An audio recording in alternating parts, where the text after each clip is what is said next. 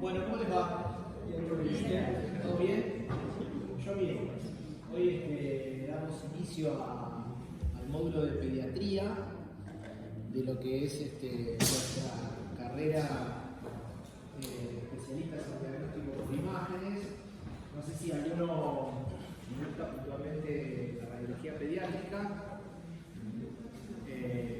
Si hay alguno que le guste la radiología pediátrica, que levante la mano. Así yo le voy a hablar específicamente de ese. Y si no, yo voy a tratar de que sea lo más amena posible. Yo me dedico a la radiología pediátrica y la mayoría de los que hacemos imágenes pediátricas venimos de la pediatría clínica. Algunos dicen que somos pediatras arrepentidos, pero la realidad es que a nosotros nos sirve tener el background clínico de hecho pediatría primero, y a los radiólogos de adultos les sirve porque hay alguien que hace lo que ellos no quieren hacer, que es justamente el trabajo con los niños. ¿Y por qué hay un módulo dentro de la carrera especialista? Básicamente porque, como decimos siempre, los niños no son adultos pequeños y la patología es completamente diferente, porque la anatomía es diferente, porque los niños son diferentes, porque hay cuestiones que tienen que ver con lo madurativo, que afectan al niño y que eso lo hace muy diferente del adulto. A lo largo de estas clases, que van a ser de 12 o 13, no me acuerdo, ustedes van a ver que yo voy a hacer mucho hincapié desde el principio con la radioprotección. La radioprotección en pediatría para nosotros es casi, podríamos decir que somos fundamentalistas de la radioprotección, y esto lo van a escuchar repetirlo varias veces. Irradiar además a un chico para nosotros es mala palabra, y en el hospital pediátrico donde yo trabajo hace 20 años y casi 15 en el servicio de imágenes, si yo irradio de más a un paciente, un jefe me puede tirar de las orejas, se puede enojar mucho. Por ejemplo, no sé cómo funciona en sus lugares de trabajo, no sé que hay muchos de ustedes que son extranjeros, o cómo funciona en sus países, pero ya desde la formación de grado, a veces en los pedidos médicos de las radiografías se pide así como automáticamente radiografía de tórax frente perfil. Es casi como un automatismo. Eso en pediatría, mala palabra, mala praxis radiológica. O la tomografía, que se escribe TAC, cuando ya incluso ya no es TAC, ¿no? Porque no es más tomografía que sea computada, pero se escribe TAC sin y con contraste, casi como si fuera una sola palabra, sin y con contraste. Y eso es otra cosa que está muy mal, que también es mala praxis radiológica. Con que al menos se lleven eso, para ustedes que quieren ser adultos, para mí es muy difícil. Obviamente que no viene personalmente para eso, porque voy a acompañar durante más de 2 meses, pero eso para mí es un montón. Bueno, vamos a tener clases que van a ser más aburridas que otras. Hoy vamos a empezar con tórax, puntualmente con tórax del recién nacido, y después vamos a tener una clase de tórax de paciente del niño mayor, no del recién nacido ni del lactante. Después vamos a tener 2 clases de abdomen, donde entra patología del aparato gastrointestinal, muchos estudios contrastados. Después entra mucho de patología hepática, que a mí en lo personal es lo que me gusta. Después hay algo de uro, malformaciones congénitas, los genitales. Y después hay algo de osteoarticular, que es lo que menos me gusta. Hay algo de neuro. Y hay algo también, para mí una de las clases más lindas o más útil para los que no van a hacer pediatría, que es la clase de urgencias. donde entra la impaginación intestinal, el síndrome pylórico, el escroto agudo, y las cosas, digamos, de la demanda espontánea del imagenólogo pediatra para que se lleven aquellos que no son ¿qué más? No soy un docente exigente, solamente, el otro día hablaba con la doctora, no me gusta que se duerma, eso sí que me pone mal, no me gusta que se duerma, me parece como horrible. Si alguno tiene sueño, me dice, Ale, me tratan de ustedes, me dicen, Ale, tengo sueño. Y yo, felices sueños, nos vemos el martes que viene. Pero no se duerman en casa. Me parece porque es una cuestión de respeto y responsabilidad. Nunca se olviden que, a pesar de estar ahí, y que yo estoy acá arriba, que soy profesor y ustedes están ahí sentados son alumnos, nunca se olviden que son médicos. Y hay una responsabilidad, tienen gente para la cual ustedes son responsables, ¿sí? Que son sus pacientes. Si son pediátricos es peor. Así que presten atención, me pueden interrumpir las veces que quieran, me pueden preguntar lo que quieran, de eso se trata. Y yo también lo que voy a hacer muchas veces en el transcurso de las clases es preguntarles, porque cuando uno lo hace así, de ida y vuelta, todo se hace mucho más ameno. Hoy la clase es media larga, si se pone un poco aburrida y hay algunas diapos que no van, yo las voy a ir pasando. Repito, me gusta que me vayan interrumpiendo y si hay alguna duda o algo que no entienden, me dicen. ¿Está bien? A ver, cualquiera puede ver algo importante en una imagen. Eso es lo primero que tienen que saber. Que de repente ven algo así y alguno dice, no, pero puede ser algo importante. ¿Sí? Entonces, ¿cuántos caballos ven ahí en esa imagen? Cuéntenlos. ¿Alguien vio 3? ¿2? ¿Quién dice 1? ¿Quién dice 1 que levante la mano? ¿Quién dice 2?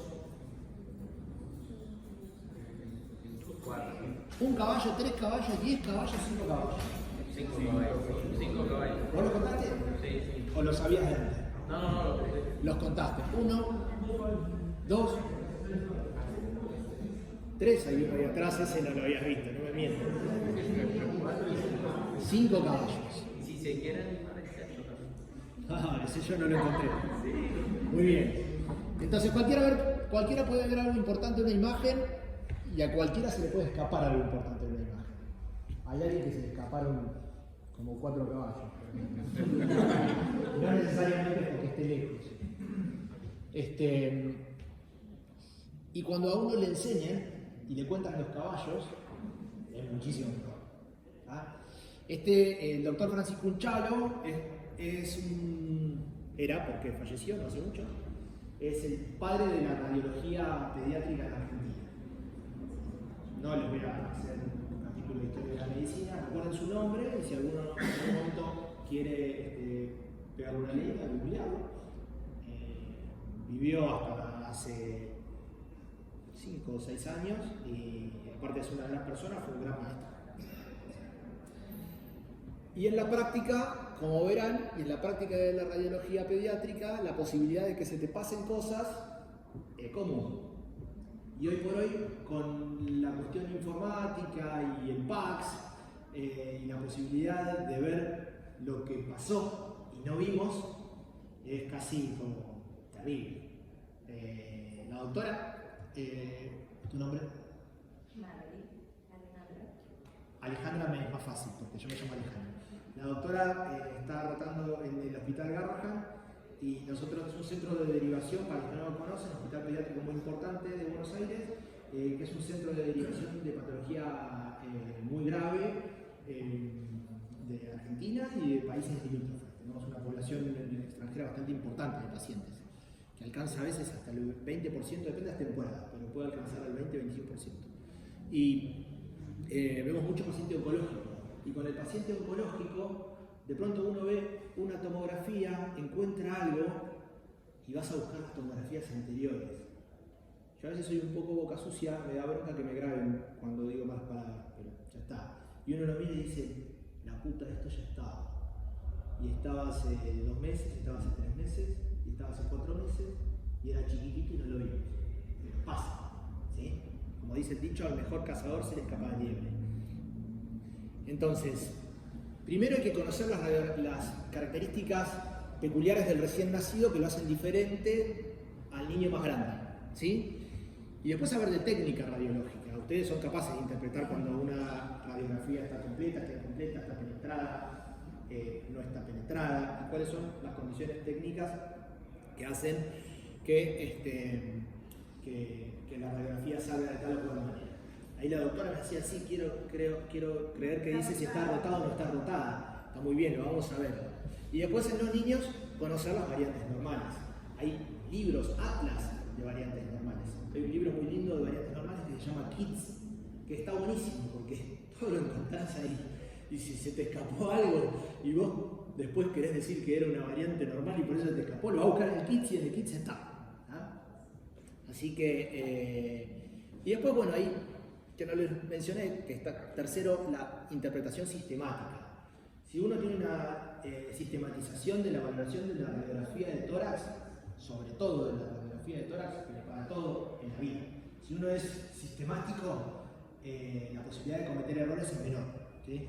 Si yo voy a ver una radiografía de tórax y de pronto tengo un día, la miro desde arriba para abajo y al día siguiente agarro otra y la miro de derecha a izquierda y agarro otra otro día de izquierda a derecha, la posibilidad de cometer errores siempre es mayor. ¿Ah? Entonces, cuando uno es sistemático y tiene una sistematización, cualquiera sea, yo tengo la mía, pero vos tenés la tuya, él tiene la de él, cuando uno es sistemático la posibilidad de cometer errores disminuye muchísimo.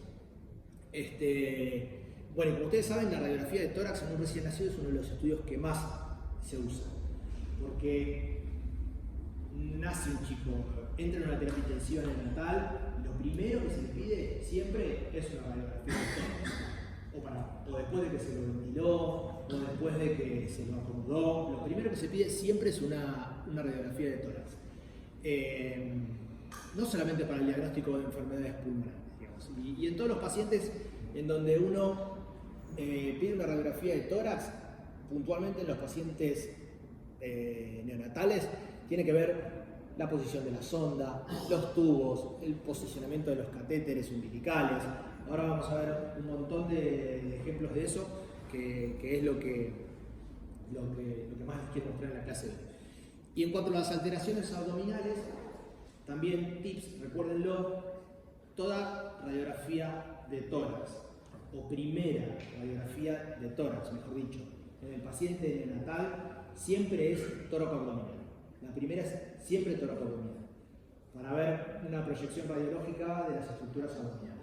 ¿Está bien? Ni hablar si tiene catéteres, como vamos a ver ahora. Entonces, ¿qué es lo que tenemos que saber? La técnica radiográfica, ¿sí? Y los aspectos morfológicos de aquellas estructuras anatómicas que están ausentes en los niños mayores y adultos, pero que en los recién nacidos sí están. Ahora lo vamos a ver.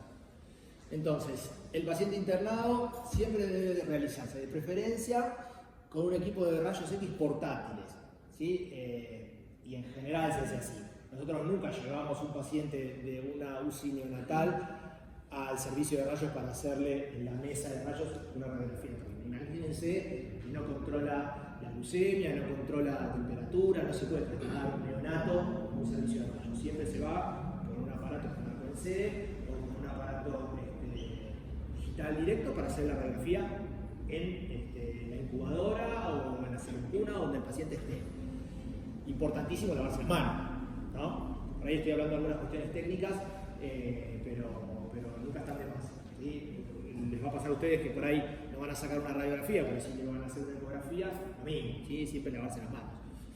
La incidencia de infecciones neonatales en las terapias intensivas es un número que siempre está ahí a la vista de cualquier directivo de cualquier sanatorio o hospital, ¿sí? Las infecciones neonatales es importante controlarlas. Y bueno, y lo que les decía hace un ratito, nosotros somos muy fundamentalistas de la radioprotección, nunca un frente y perfil porque sí, ¿sí? Siempre con el anteroposterior suele alcanzar para descartar la mayoría de las patologías. Entonces, como les decía, siempre la primera tiene que ser tóraco-abdominal, ¿sí? Para ver, depende del momento en que se haya sacado, pero cómo es la progresión de aire a través del tubo digestivo. Y descartar, por supuesto, patologías abdominales que pueden producir síntomas respiratorios, como puede ser una hernia diafragmática, ¿sí? En los casos en donde desgraciadamente no haya diagnóstico prenatal, ¿no? Entonces, las proyecciones posteriores y los perfiles solo en casos determinados para definir X patología, que vamos a ver algunos ejemplos, por ahí hoy no, pero para localizar quizás una masa mediastinal o para localizar algo que uno no sabe si es mediastinal o es del parénquima o si es mediastino anterior, medio posterior, pero son contados los casos. Vamos a ver algunos ejemplos a lo largo de la cursada. A ver, ¿qué tiene que tener una radiografía en cuanto a lo técnico? Tiene que tener una penetración adecuada que nos permita ver las vértebras dorsales a través de la silueta cardíaca. Porque si no vemos las vértebras dorsales a través de la silueta cardíaca, nosotros decimos que está poco penetrada. Si está poco penetrada, ¿qué nos podemos perder? Por ejemplo, uno, rápido, así seguimos. ¿Cómo? Y la cardiomegalia, si está muy penetrada en la silueta cardíaca, es algo grosero, por ahí lo ves. Exactamente, por ahí lo ves un infiltrado intersticial sutil, ¿sí? Como por ejemplo un chico con una enfermedad de membrana hialina, ¿sí? Que es lo más frecuente en el periodo neonatal en un prematuro. Por el déficit de surfactante, no vamos a hablar de las patologías en sí, porque a ustedes les aburre si no hubieran hecho neonatología y quieren ver imagen. Entonces, en los infiltrados intersticiales, difusos o por ahí sutiles en una hialina en primer estadio, pueden, si tenés una placa muy penetrada, pasar desapercibidos, ¿sí? El hemidiafragma derecho tiene que estar en el plano del arco posterior de la octava costilla. Eso nos habla de la inspiración, ¿sí? ¿Por qué? Porque si la placa está poco inspirada y de pronto el arco posterior de la octava costilla me quedó por abajo, ¿qué pasa? Me pierdo un montón de tórax, básicamente. Y ahí sí puede tener una falsa cardiomegalia. ¿Sí? Un tórax inspirado, el índice cardiotorácico, un tórax expirado, perdón, el índice cardiotorácico hace que el tórax, que el mediastino sea más grande, ¿sí? Doctor. O sea, como usted lo mencionó antes, estamos tratando con pacientes chicos. El técnico tiene que estar vigilando la respiración del paciente para tener rayo o. Exactamente. O varía para. Exactamente, es muy difícil. En los pacientes que están ventilados. Esos pacientes ventilados, ¿cómo el técnico va a mirar si están. Bueno, lo veo desde el punto de vista.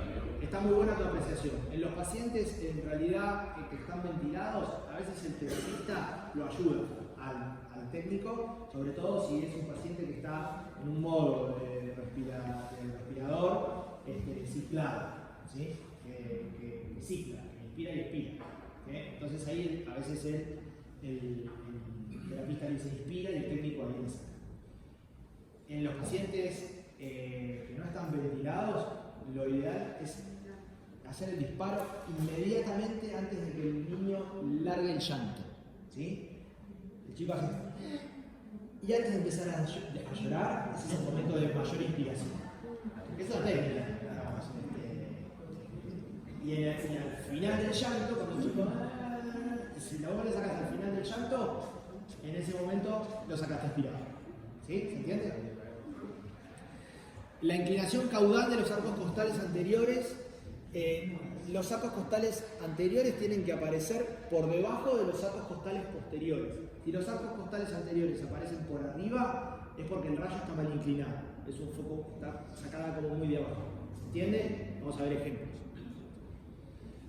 Y después, como decían allá atrás, tiene que haber simetría de estructuras óseas a ambos lados de la línea media. Vamos a ver ejemplos. Si no, quiere decir que está rotada. Si no está rotada, también puede haber una mala interpretación de la silueta cardíaca. Se puede ver la silueta cardíaca como si fuera una cardiomegalia cuando en realidad no lo es. ¿Sí? ¿Cuáles son los principales problemas técnicos? que haya baja penetración, simulando opacidades pulmonares que son falsas, que haya una hipoventilación pulmonar, si el momento en que se adquirió la imagen no fue el correcto, si hay una horizontalización de los arcos costales, se amplía la silueta cardíaca, como les decía recién, y hay menor reducción de la transparencia pulmonar. Consulta. Bien. A veces son niños recién nacidos, les toman las placas de la piel y se toman como un pelito. En ese caso, ¿Cómo? cuando les toman las placas de recién nacidos, Sí. quedan como cuidados asignados. Ajá. Si yo me doy cuenta que finalmente no es la adecuada técnica, ¿qué debo hacer? ¿Igual lo leo así o lo interpreto así? O como es radioprotección, no puedo volver a tomar. Sí, si es necesario lo podés volver a tomar. Sí. Si es necesario, porque si vos no podés interpretarlo, lo tenés que volver a tomar. Pero lo tenés que retar en el caso. Porque sí, porque digamos, para vos el estudio no es diagnóstico, lamentablemente hay que compartirlo. ¿Sí? Sobre todo si es un estudio solicitado por terapista. Los terapistas piden de más. Y sobre todo a los pacientes ventilados se les pide radiografía de tórax casi todos los días. Y eso no es correcto. O cuando se les cambia el setting del respirador, se les vuelve a pedir. Bueno, lo que les decía, la rotación del paciente causa asimetrías en el tórax. También hay una falsa imagen de cardiomegalia hacia el lado que el paciente está rotado. Ahora vamos a ver ejemplos. Y la centralización inadecuada del rayo, ¿sí?, hace que, por ejemplo, tenga lo que se llama una configuración lordótica de la caja torácica. Las clavículas quedan muy arriba y, como vamos a ver, los arcos costales anteriores quedan por encima de los arcos costales posteriores, y eso es incorrecto porque levanta la punta del corazón y también uno puede interpretar una falsa cardiopatía congénita. ¿Qué cardiopatía congénita levanta la punta del corazón? ¿Y por qué? ¿Uno recuerda? Fuerte. La tetralogía de Fallot, ¿por qué? Por la hipertrofia del bebé, exactamente. Ahora vamos a ver un ejemplo. Entonces, el conocimiento de estos criterios utilizados para evaluar la calidad técnica de la radiografía en los recién nacidos es importante porque reduce la posibilidad de un diagnóstico equivocado en aquellos exámenes radiográficos realizados inadecuadamente. ¿Ah? Y respondiendo a tu pregunta, si está mal, se repite. Pero que ruede la cabeza que tenga que rodar. Bueno, a ver. ¿Qué les parece esta radiografía? Y ahora sí, quiero que esto sea medio ping-pong, porque si no, Dios me hace poner nerviosa, yo me quiero ir, ustedes también.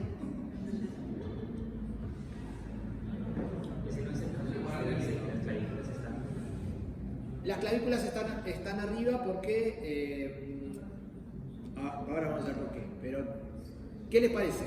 En líneas generales, es un chico de 2 días. ¿Dónde los arcos costales anteriores están por arriba o por debajo de los posteriores? ¿Por arriba o por abajo? Los anteriores, Los anteriores, ¿están por arriba o por abajo? Gracias, no sé quién fue. Por abajo. Esto es el anterior. Apenitas esto, porque el resto es cartílago. Esto es el anterior, esto es el posterior. Esto es el anterior, este es el posterior. Este es el anterior, este es el posterior. ¿Se entiende? Este es el anterior, este es el posterior. Entonces, están por abajo. Muy bien. Esta es una radiografía normal en un niño de 2 horas de vida. ¿Cualquiera me diría que tiene cardiomegalia? No. Porque cardiomegalia es el timo, ahora vamos a ver. Profe, Diga. perdón, disculpe. Esa radiografía es una radiografía de PA a un niño. Antero posterior. Apego. Exacto. El chasis se le pone atrás, el tubo de rayos Sí, radial. pero Tiene 2 horas de vida. Diga, ¿qué es lo que no te convence? si es PA, bueno, las costillas estuvieran más anteriores, ¿no? No, porque el Era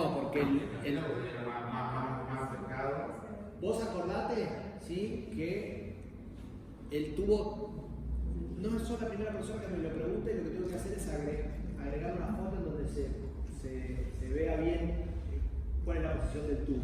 ¿Sí? Pero el tubo, los chicos tienen la cabeza muy grande, en general no es el caso de este paciente que parece tener los brazos para abajo, pero en general lo que se hace es posicionarlo un poco así, levantarle los brazos y sacarle la placa con una inclinación del tubo desde abajo hacia arriba. ¿Sí? Lo que hace que el tórax adquiera esa configuración. Si uno lo adquiere desde muy abajo, ¿sí? Entonces sí, los arcos costales anteriores te van a quedar por arriba de los arcos costales posteriores. Ahora vamos a ver un ejemplo. Y eso te va a aclarar. Este otro, ¿qué les parece?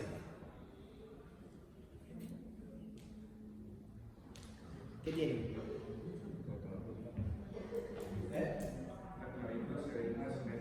Está rotado, ¿sí? Está rotado, entonces hay más exposición, está más cerca del chasis, a vos que te gusta, el emitórax izquierdo que el derecho, entonces tiene una falsa cardiomegálica, ¿sí? A expensas de que el izquierdo está más cerca del chasis.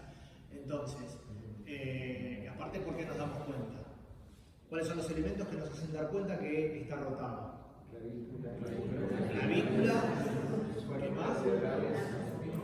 Los arcos costales, fíjense, los arcos costales,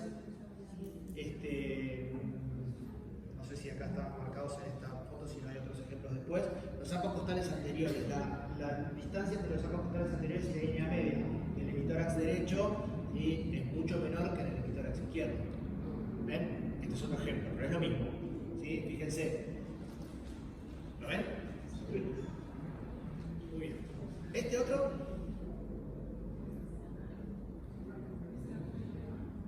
¿Qué pasó? Bien, bien. ¿Dónde están los arcos costales anteriores?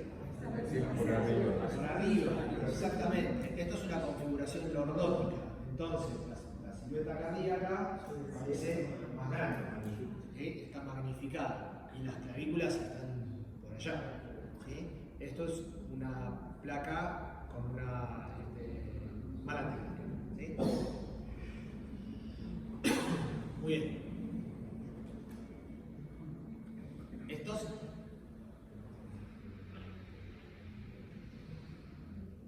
mismos ejemplos. ¿Sí?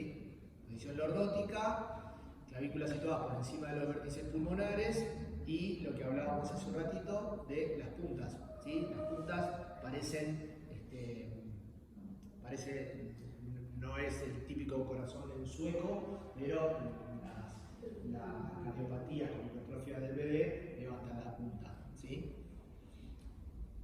Muy bien. Y este tiene fácil porque tiene la flechita, pero es una radiografía muy aspirada, ¿sí? Con un diafragma derecho muy alto. ¿Está bien? Y esto son ejemplos, en realidad son bastante más grandes, por supuesto, no son nada, pero para que vean la diferencia entre una radiografía muy inspirada y una radiografía, perdón, muy penetrada y otra no tan penetrada. ¿Bien? Del mismo paciente. Bien. Estructuras anatómicas intratorácicas en el recién nacido. Y presten atención, ¿sí? Las primeras horas de vida hay una cardiomegalia transitoria. ¿Por qué hay una cardiomegalia transitoria? Porque bajan las resistencias pulmonares, aumenta el flujo pulmonar, básicamente. Recuerden que los niños en las primeras horas de vida hay un cambio hemodinámico hasta que se cierra el ductus y entonces empieza lo que inicialmente era un cortocircuito derecha-izquierda, empieza a ser un cortocircuito izquierda-derecha, después se cierra el ductus y es un fenómeno hemodinámico complejo. ¿Sí? Y hay una vascularización, como les decía, una vascularización pulmonar prominente que en la vida intrauterina no existe. ¿No? Esa flecha lo que les marca es la prominencia del ductus, que se puede ver las primeras horas de vida. Recuérdenlo, es una prominencia entre las vértebras T3 y T4 y después desaparece. ¿Sí? Cuando desaparece, cuando se cierra. ¿Sí? Que debería cerrarse, si no, no es un problema. El timo. El timo es motivo de falso diagnóstico, falsa cardiomegalia muy seguido, ¿sí? Y el timo puede tener varias configuraciones, vamos a ver algunos ejemplos ahora. Ahí es alguien que no estaba seguro de que era el timo y le pidió un perfil. Y cuando le pidió el perfil, lo que confirmó es que era algo que estaba localizado en el negativo anterior. Nada más. ¿Ah? ¿Hay que pedir un perfil para confirmar el timo? No, a la práctica. Bueno, siempre hay que ver que en la vista frontal el ancho normal de la imagen del timo debe ser mayor que el doble del ancho de la tercera vértebra torácica. ¿Sí? Dimensiones más cortas pueden hablar de involución química. Existe la involución química, es transitoria, es permanente. Ahora vamos a ver algunos ejemplos de involución química. Esto es una involución química. Fíjense, esta es del 17 de agosto, es muy vieja la placa del 96, y esta es del 20 de agosto, o sea, 4 días después. ¿Sí? Bien, eso se llama signo de la ola, ¿sí? Que es la impronta de los arcos costales en el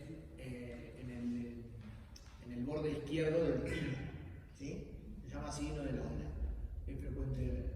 Esto se llama signo de la muesca. El signo de la muesca puede estar del lado derecho o del lado izquierdo. El signo de la vela quizás es el más conocido, digo, es el ejemplo de falsa cardiomegalia y borde derecho del timo, es lo que más común pueden encontrar. Y ahí cuando uno dice, es el timo, con esto nadie duda que es el timo, ¿sí? Pero bueno, recuérdenlo, signo de la vela, signo de la ola, signo de la muesca, ¿sí? ¿Doctor? Una vela de barco.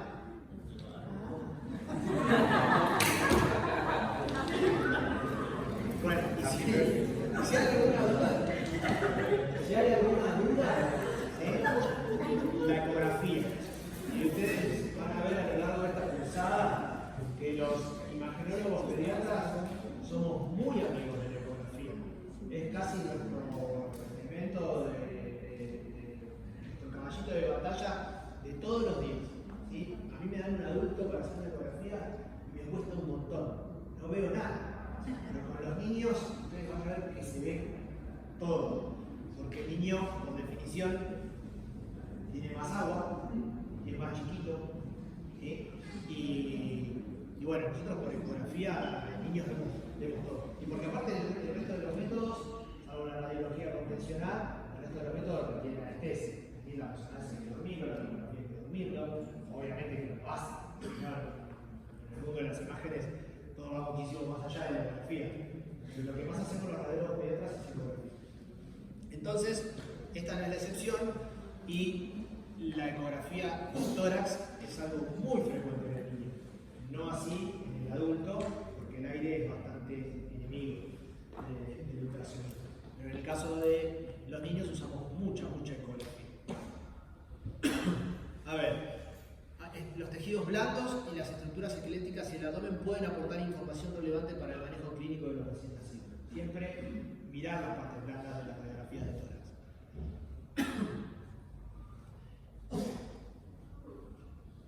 Bien, y esto es un ejemplo de que existen también, y esto por ahí para el que es muy fanático, porque si no yo se lo voy a pasar solamente superficialmente y se lo voy a contar, la osificación. ¿Sí? En los niños existen los núcleos de osificación secundaria, que si ustedes tienen ganas de estudiar la osificación de cada uno de los huesos, van a ver que hay núcleos de osificación que aparecen más tardíamente y entonces uno puede llegar a encontrar estas imágenes y decir, ¿qué tiene? No es nada, es un núcleo de osificación que esté completo, no se ve el hueso completo, no es que hay un hueso aislado u otra estructura ahí, sino que es un núcleo de osificación. ¿Está bien? Bueno, y esto es súper importante, ¿sí? Los catéteres, las cánulas y las sondas. Recuerden la circulación fetal, nadie se la acuerda fácilmente, pero recuerden que hay cuántas arterias umbilicales y cuántas venas. Dos arterias y una vena, perfecto. Entonces, si tenemos dos arterias y una vena, me gustaría que presten atención a esta estructura, ¿sí? A la vena umbilical. ¿Qué hace la vena umbilical? ¿A dónde va a parar la vena umbilical? Superior. La vena umbilical es una sola. ¿A dónde va a parar la vena umbilical? Si uno pudiera poner, de hecho se hace, se pone un catéter en la vena umbilical. ¿A dónde va a parar? ¿A dónde debería llegar? A la vena cava. ¿Y cuáles son todas las estructuras que tiene que atravesar para llegar a la vena cava? ¿Por dónde entra?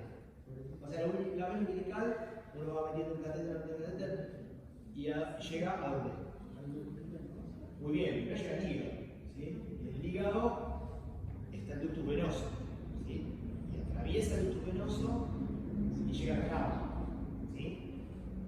¿Qué puede pasar cuando llega al ductus venoso? Antes de que siga a través del ductus venoso y llegue a la vena cava inferior. Ahora lo vamos a ver.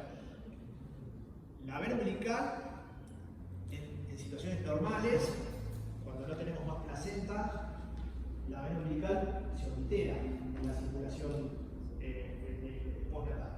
¿Sí? En la circulación fetal, la vena umbilical lo que hace es llevar sangre desde la placenta hacia la circulación del bebé. ¿Sí? Entonces, si no se oblitera, esto se oblitera acá y se oblitera acá. Y a veces cuando no se oblitera o cuando el catéter se posiciona mal, mejor dicho, va a parar acá, ¿sí?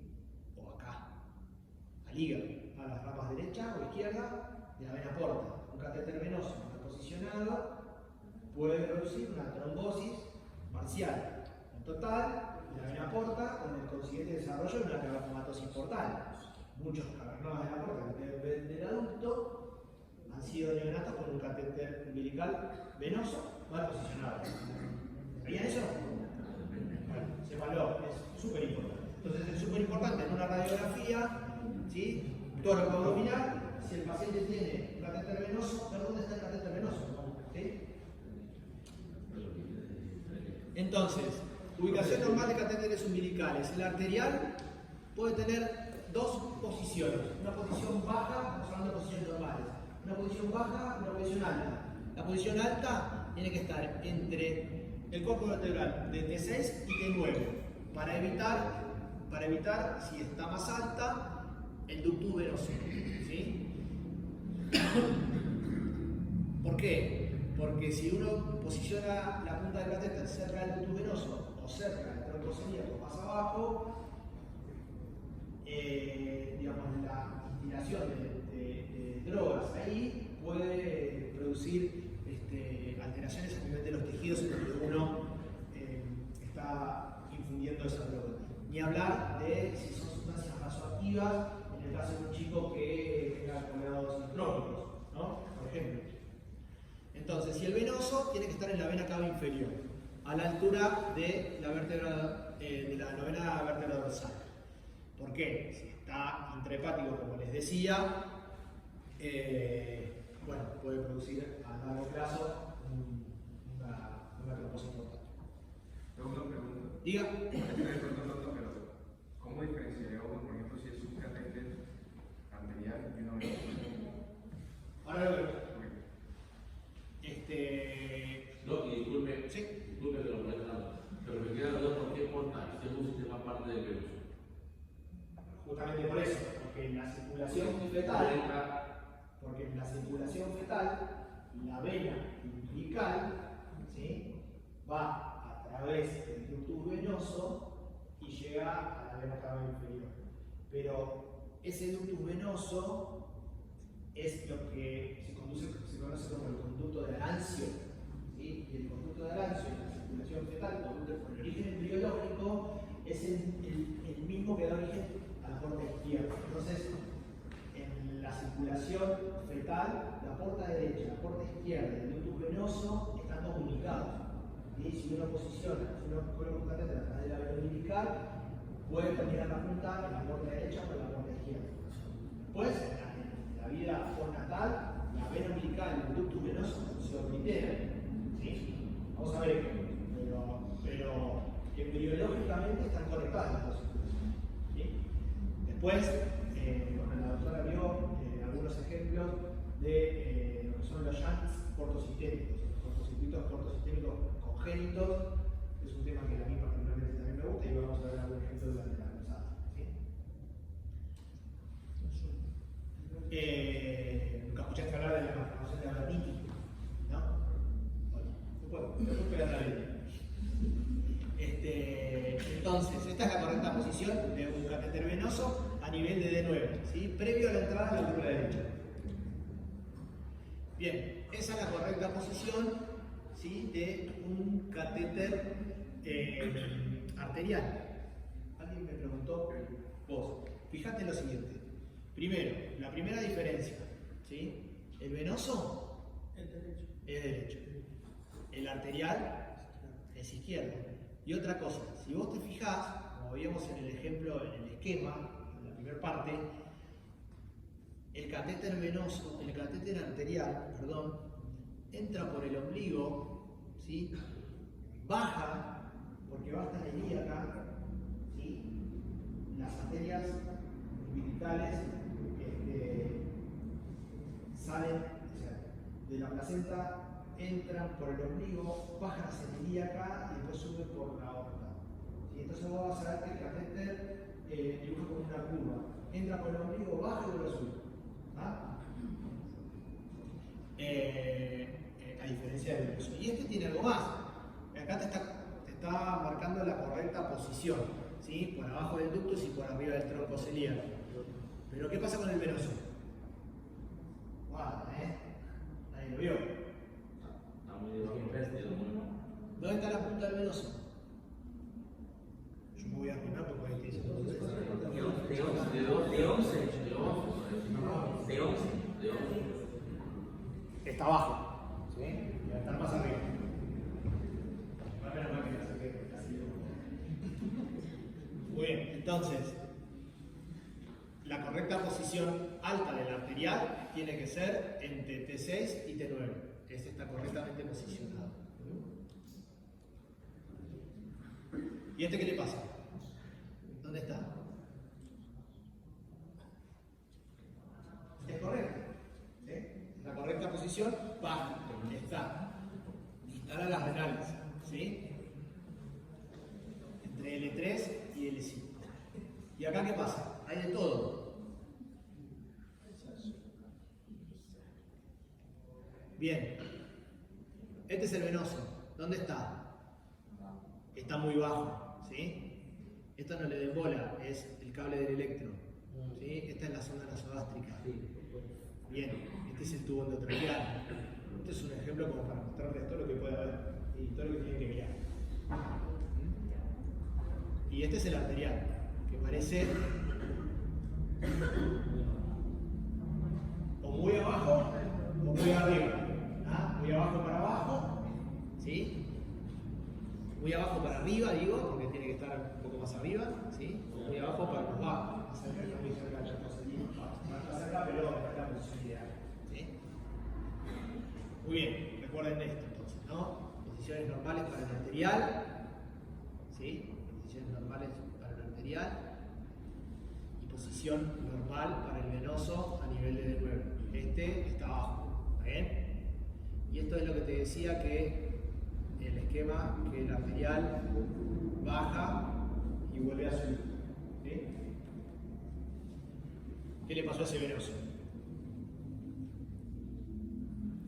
¿Qué le pasó a este catéter venoso? Con el hígado. ¿Ah? Eso hay que sacarlo. ¿Sí? Otro. Sí. Perdón. Este esquema está bueno. La vena umbilical, ¿sí? La vena umbilical, el tronco portal, porta derecha, porta izquierda, ¿sí? Porta izquierda. Si nosotros venimos con el catéter por acá y se te metió para acá, y se te metió para acá, ¿sí? Se te metió en una rama portal. El catéter tiene que seguir a través de esto, que es el ducto venoso y tiene que terminar en la vena cava inferior. ¿Sí? En la vida postnatal normal, el ducto venoso desaparece. No tiene que ser permeable, ¿sí? Sino es un ducto de Arancio permeable o ducto venoso permeable. Ejemplo de shock portosistémico. A ver, otro ejemplo. ¿Y a este qué le pasó? Miren este venoso. ¿Dónde termina este venoso? ¿Por dónde se metió? ¿Respuesta final? Aurícula. Muy bien. Aurícula vena cava inferior, aurícula derecha y qué más.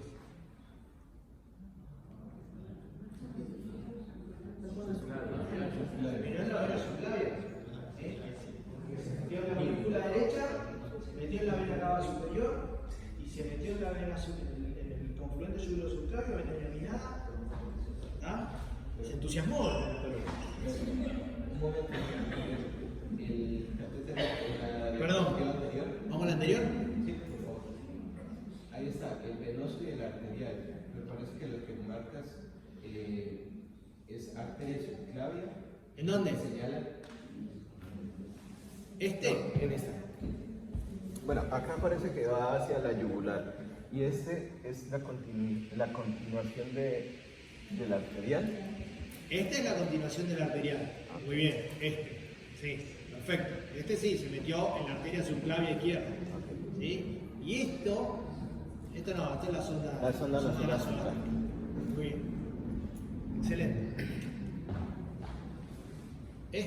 Otro venoso adentro del hígado. ¿Sí? Y este parece un arterial. No, es un venoso que pegó una vuelta.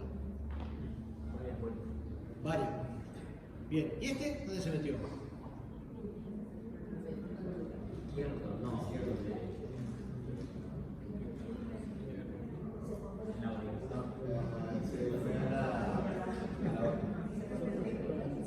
Parece que se hubiera acabado, pero no está en cavidad izquierda. Para mí, está en la rama izquierda de la arteria pulmonar. Para mí se metió, se pudo haber metido, o se metió a través del foramen oval. Eso también puede haber pasado. Se metió a través del foramen oval y luego por la pulmón izquierda. Bueno, lo que les decía, catéteres umbilicales nunca situados en el origen de los pequeños trombos vasculares por el riesgo de precipitar espasmos y trombosis. ¿Sí? Recuerden a la altura de qué cuerpo vertebral vamos a encontrar cada vaso. ¿Sí? Y este es un ejemplo de una trombosis portal. ¿Sí? Ven acá. Una trombosis portal en un paciente con un catéter venoso, umbilical venoso, mal posicionado. ¿Sí? ¿Y a este qué le pasó? ¿Qué pasó? Tiene una teleclasia del lóbulo superior. Intubación selectiva. Muy bien. No, antes de que. Hola. Bueno, ya lo que es intervencionismo, eso lo seguían por medio de algún tipo de, para evitar todo este tipo de, al momento de poner los catéteres, seguían por ecografía, ¿qué hacen? No. Para evitar, pues. No se hace nada, se calcula por el diámetro. Se calcula la longitud que uno tiene que progresar el catéter y después con la radiografía se pesquisa la correcta posición. Pero no es un procedimiento. Nunca cuando se canula, cuando se cateteriza, hay un cateterismo umbilical, la colocación de catéteres umbilicales, no es un procedimiento guiado. ¿Sí? Se ve después la correcta posición del catéter, pero no se guía. ¿Sí? Bien, identificar siempre artefactos de la imagen. ¿Sí? Siempre puede haber artefactos de la imagen. Los pliegues de la piel, ¿sí? En los chicos más gorditos. Pliegues de la piel, fíjense que sigue por arriba y por debajo del diafragma. Cuando está por arriba y por debajo del diafragma, uno se da cuenta que es una enfermedad, ¿sí? Es una enfermedad. Bueno, acá lo mismo, imagen prestada, siempre imágenes prestadas. ¿Y esto qué les parece? ¿Qué puede ser? Artefacto en la placa. La placa, El Bigfoot. el puerto de acceso al jugador, ¿sí? La puerta, la puerta del jugador. ¿Sí? Acá lo mismo, la puerta del jugador. Bien, bueno, lo que les decía, interpretación sistemática, mirar las partes blandas, mirar la caja, los huesos, el tamaño y la configuración cardíaca, ver la vascularización y la aireación del parénquima, ver si hay infiltrado, ver el mediastino, ver los contornos del mediastino. Esta no es una clase ni aspira a hacer eso, podemos, si a uno le interesa, yo les mando algo respecto a eso. Cómo, digamos, sospechar determinada cardiopatía congénita en función de la silueta cardíaca.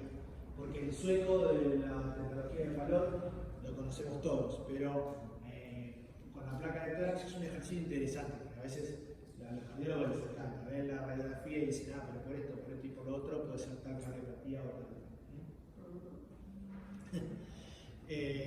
Causas de distrés respiratorio del recién nacido. Esto, voy a tratar de pasarlo lo más rápido posible porque suele aburrir un poco, pero respecto a la ideación, ¿sí? Importante, la enfermedad de la membrana hialina y el SARAM, el síndrome de alteración del líquido amniótico meconiano. Y en cuanto a la circulación, las cardiopatías congénitas, la hipertensión pulmonar o la taquimia transitoria del recién nacido tienen patrones particulares que quiero que lo vean, ¿sí? Y cuando hay un inadecuado desarrollo del tórax, algunas displasias esqueléticas. A ver, insuflación pulmonar normal o aumentada, taquimia transitoria del recién nacido, ¿sí? SALAM, sepsis, derrame pleural bilateral. Insuficiencia pulmonar, insuflación pulmonar disminuida, escasa inspiración, enfermedad de la membrana hialina también, sepsis o edema de hemorragia pulmonar. O la patinalitis alveolar, que no es muy del periodo neonatal, pero la podemos ver. O la linfangioplasia pulmonar, que ya es del periodo neonatal, mayores opacidades o insuflación unilateral, siempre considerar la hernia diafragmática, y por eso la importancia de que la placa sea tórax abdominal. La hipoplasia pulmonar con anomalía total del retorno venoso, o el síndrome de cimitarra. El enfisema lobar congénito, quiste broncogénico, la taquipnea transitoria. Fíjense que hay un infiltrado difuso que parece helio fugaz, bilateral, pero muy sutil. En general son chicos que con el correr de las horas se acomodan y no pasa absolutamente nada.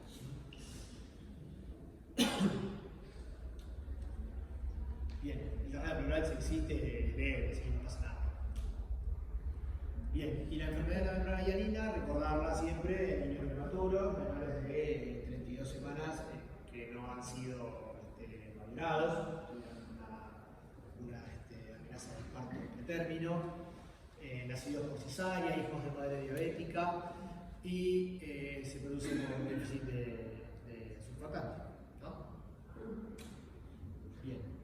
Infiltrado retículo granular homogéneo en el grado 1, que puede pasar tranquilamente inadvertido con una placa normal, y hablar si, como decíamos al principio, la placa está afectada por demás, el infiltrado uno ni lo ve. En el grado 2 empezamos a ver algo del broncograma, algo de algunos se veía también del broncograma aéreo, como hay cierta tendencia a la consolidación parenquimatosa. En el grado 3 ya hay bastante más confluencia y ocupación alveolar, el broncograma aéreo ya es bastante más marcado, y en el grado 4, bueno, listo, ¿sí? Bien, esto es a la media hora del tratamiento con surfactante, esto es a las 3 horas del tratamiento con surfactante. En general, los chicos evolucionan muy bien gracias a la administración de surfactante extrínseco que se administra a través del tubo endotraqueal. ¿Sí? ¿Sabían eso? ¿Vieron otra vez? Muy bien. Bueno, este es un ejemplo de hemorragia pulmonar. Fíjense, digamos, lo que son los pulmones. Casi que uno no puede distinguir el silueta cardíaca. El enfisema intersticial, ¿sí? El enfisema intersticial al principio puede verse como líneas lúcidas muy chiquitas y después adquiere ya ese efecto ístico. Aumenta mucho el volumen pulmonar, disminuye la silueta cardíaca, disminuye la torre venosa. A estos chicos les suele ir muy mal. Y este es un chico con un neumopericardio asociado a un enfisema intersticial. Son chicos muy difíciles de manejar, a veces se ventilan con altas presiones y la ventilación con altas presiones produce la fuga de aire y pasa. El neumomediastino produce en general esta imagen característica, ¿sí? Como de murciélago que levanta los lóbulos tímicos, y esto es lo que nos ayuda a decir que esto es un neumomediastino y que no es un neumopericardio. ¿Entienden? Bien. Otros ejemplos de neumomediastino. Pasamos rápido.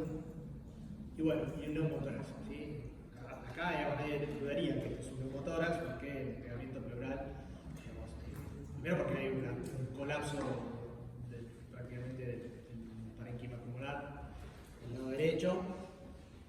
Y recuerden siempre que el paciente está acostado y que cuando el paciente está acostado, la distribución del aire va a hacer que el aire extrapulmonar, cuando el paciente acostado, va a parar a la base del pulmón.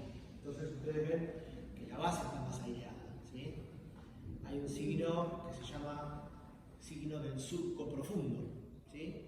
Que es cuando se ve mucho el seno costofrénico radiolúcido respecto a su control lateral, ¿sí? En el paciente acostado, acuérdenlo. Y si uno le saca una radiografía lateral, ¿sí? Entonces sí se va hacia adelante.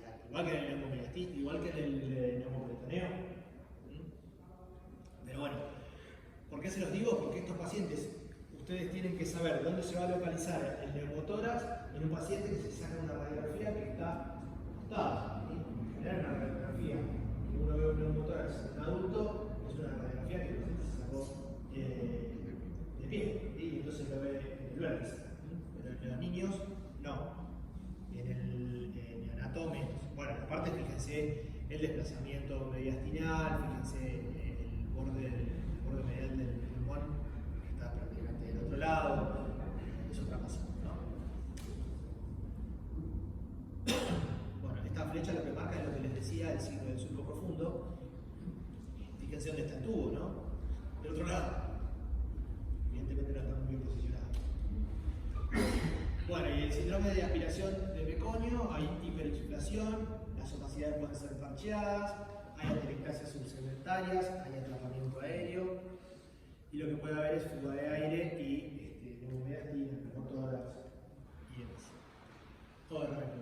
Este es otro ejemplo de Salam. Y bueno, este es un paciente con la pleural. Fíjense la utilidad de la ecografía, siempre pedir ecografía. La displasia bronco-pulmonar se produce en chicos que han requerido apoyo respiratorio por más de 28 días. La etiología puede ser multifactorial, tiene altísima mortalidad y es tan proteiforme el hallazgo de la radiografía de tórax que tiene absolutamente todo esto, ¿sí? Y característicamente son atelectasias subsegmentarias y opacidades parcheadas que van cambiando, ¿sí? No se ven siempre. Fíjense qué diferentes las placas de un mismo paciente en distintos días, ¿sí? No les voy a hablar de la toma, no tiene sentido, no tenemos. Ductus arterioso permeable,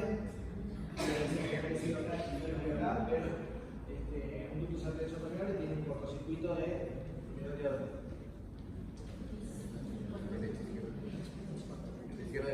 izquierda a derecha, ¿sí? Entonces el cortocircuito de izquierda a derecha hace que el paciente tenga una hipertrofia del ventrículo izquierdo y que tenga esta configuración, que es muy diferente a la que tiene hipertrofia de cabeza derecha. Una pregunta, ¿el porcentaje de ectasis neonatos o lactantes, si uno la ve, es normal que el pulmón a esa edad, Sí, puede haber. Sí, gracias. o sea, pero que sean normales el desarrollo del pulmonar? No, la evolución de un paciente normal no tiene que tener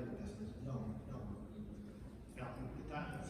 Sí tienen atelectasis en general, las tienen los pacientes ventilados, o mal ventilados, o que usan alguna de estas cosas que estuvimos viendo, como puede ser síndrome de ventilación pulmonar, pero si no, porque sí un paciente un neonato no se atelectasis.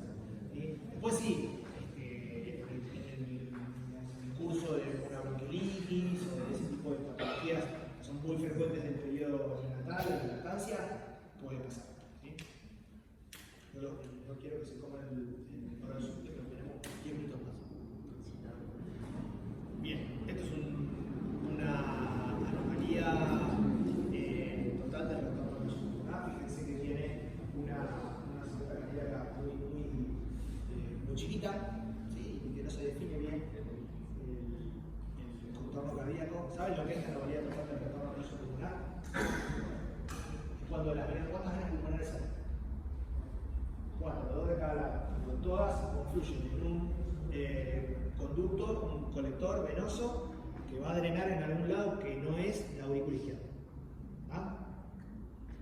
Puede ser supra o infradiafragmática, pero eso es la anomalía total del retorno pulmonar. Bueno, trastornos neuromusculares que condicionan atelectasias masivas, escoliosis, distintos tipos de condiciones. Por ejemplo, la distrofia muscular de Duchenne, pero no es del periodo neonatal. La distrofia muscular de Duchenne se diagnostica, es un trastorno recesivo ligado al X que se diagnostica después de la primera infancia. ¿Qué es esto?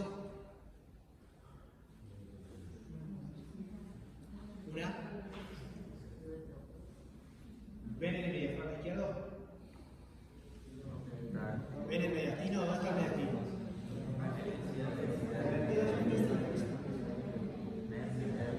Una hernia diafragmática congénita. Pregunta del examen de residencia, ¿cuál es la más frecuente? La gonzalea, ¿sí? La posterior izquierda, la hernia gonzalea. Bien. ¿Esto qué les parece? Los diafragmas están intactos, ¿sí? Pero el mediastino está desplazado. Y no es una. ¿Qué es? Tiene un pulmón izquierdo hiperinsufladísimo. ¿Sí? ¿Qué es? ¿Hay arriesga? Es un enfisema lobar congénito. ¿Y esto qué tiene? ¿Qué les parece? Esos son todos los diagnósticos diferenciales de pulmón hiperclaro en el periodo neonatal. Atención, voy a dar preguntas. Bueno, y este último es otra cosa. ¿Le llama la atención algo? La opacidad en el lóbulo superior. Alguien dijo una opacidad en el lóbulo superior, pero por las características de esa opacidad y de los ángulos de esa opacidad, estamos seguros que es pulmonar o puede ser mediastino. ¿Quién dice mediastino? ¿Quién dice pulmonar? ¿Quién dice mediastino? Que levante la mano. Bien. Va más por el pulmonar que por el mediastino. Muy bien. ¿Y qué puede ser? A ver, ¿esto qué es? Mediastino anterior, timo, muy bien, gracias. Esto, esternón, vértebra, parénquima, y esto es una imagen hipodensa. Quiste, dijo quiste, bien. es un quiste broncogénico. ¿Sí?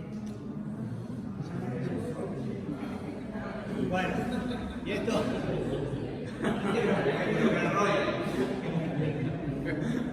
Bien, esto no me interesa que se aprendan las clases esqueléticas porque no viene al caso, pero desde la displasia torácica asfixiante, que es la enfermedad de Shem, hasta las osteogénesis imperfectas más graves, todas pueden condicionar alteraciones de la caja torácica.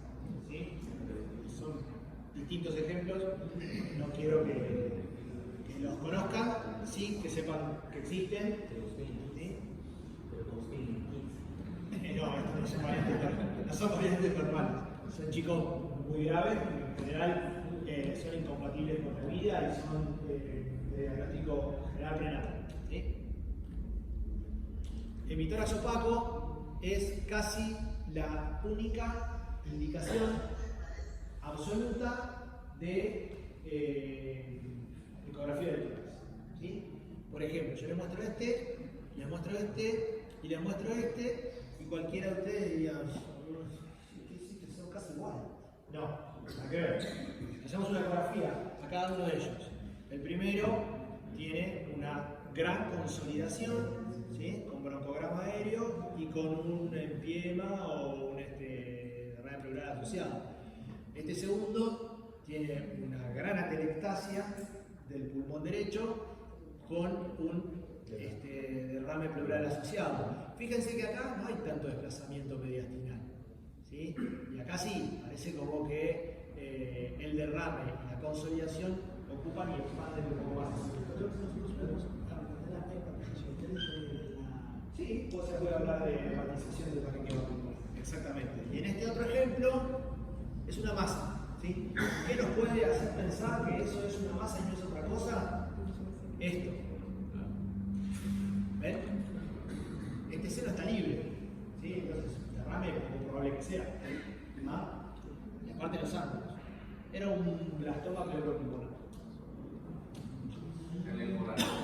¿Cómo? Sobre la ecografía pulmonar que se mostró ahí, Sí, vamos a ahí no tiene que haber una línea, no sé si estoy muy mal, una línea tipo A, tipo B, para diferenciar de un motor consolidativo o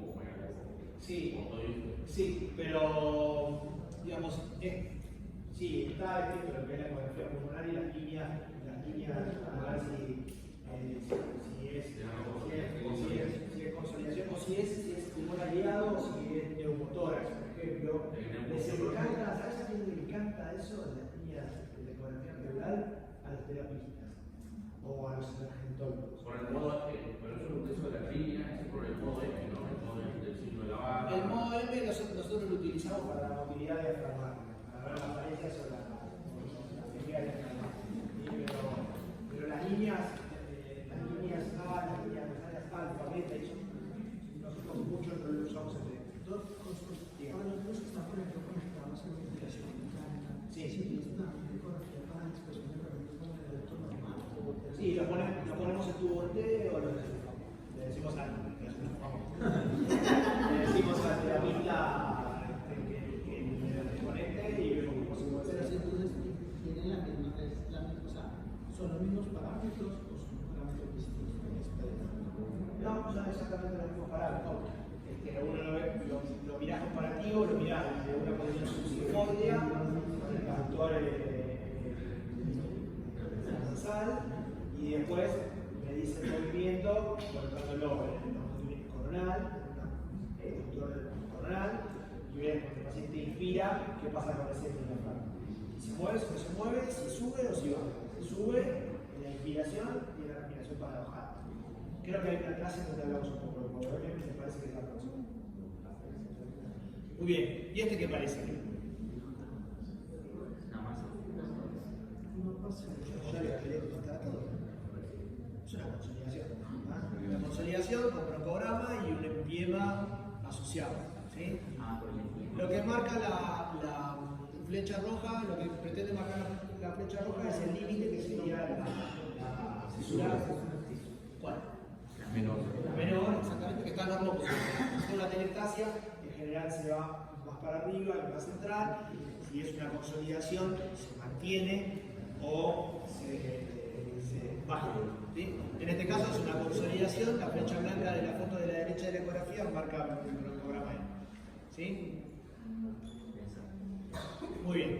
Ejemplos de derrame pleural, un derrame pleural más organizado, ¿sí? Con tabiques gruesos. Esa flecha lo que quiere marcar es el cronograma medio. Esto lo que quiere marcar es prácticamente una telectasia de ese lóbulo. Eso podría ser quizás un ejemplo donde uno pudiera pedir un perfil, pero parece haber un nivel hidroaéreo, una máquina de diáfano, un nivel hidroaéreo.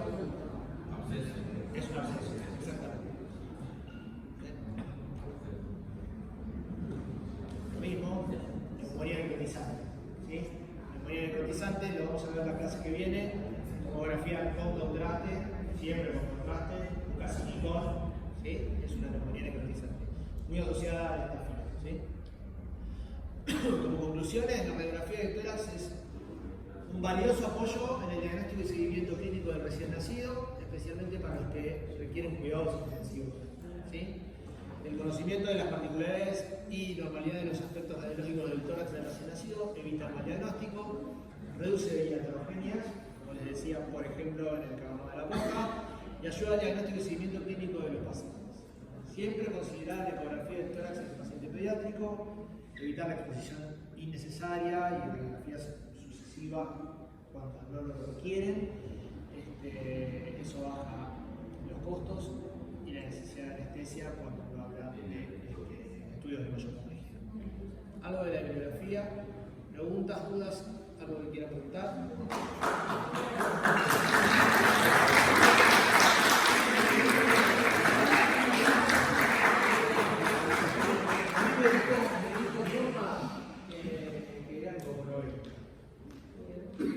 Pero, ¿qué pasó?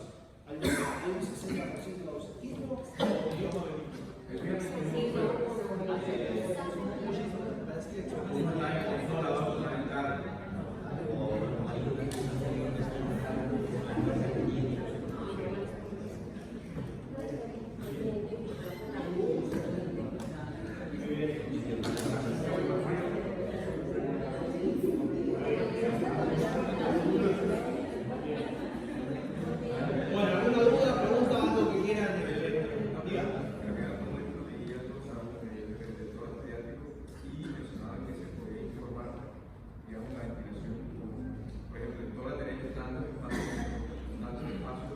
Sí.